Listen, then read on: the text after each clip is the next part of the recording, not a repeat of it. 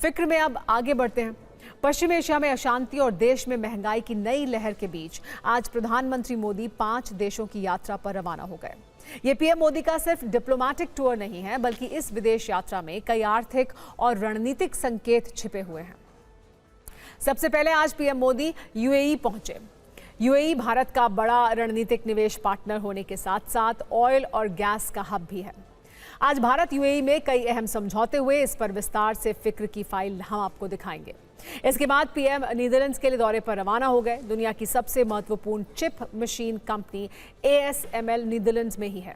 ऐसे में यहाँ AI में निवेश की काफ़ी संभावनाएं हैं।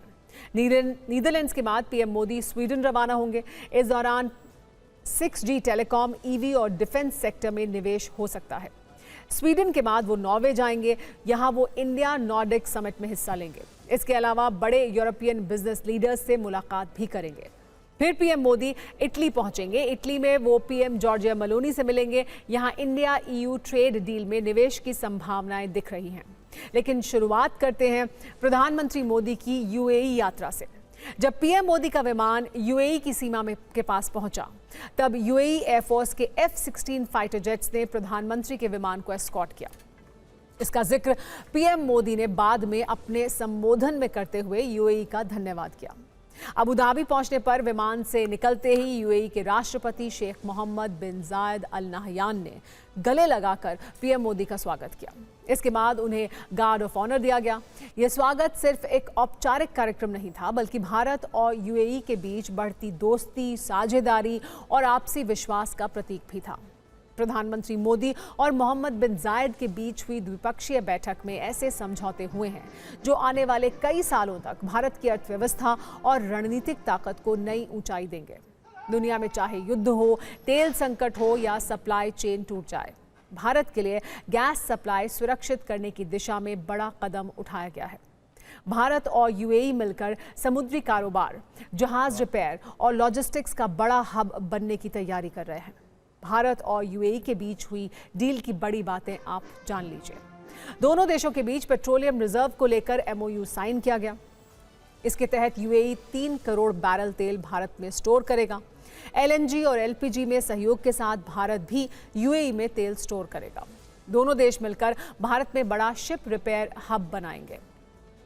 दोनों देशों में रणनीतिक रक्षा साझेदारी पर सहमति बनी है। हथियार, टेक्नोलॉजी, ट्रेनिंग, साइबर और समुद्री सुरक्षा पर समझौते हुए। भारत और यूएई मिलकर 8 एक्सफ्लॉप AI सुपर कंप्यूटर बनाएंगे। इसके अलावा यूएई भारत में $5 बिलियन का निवेश करेगा, जिसमें $1 बिलियन इंफ्रास्ट्रक्चर पर और $4 बिलियन बैंकिंग और फाइनेंस में निवेश किए जाएंगे।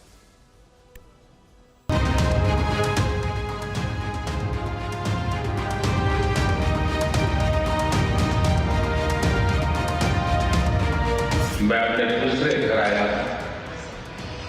ये शब्द, ये भाव मेरे जीवन की बहुत बड़ी पूंजी है।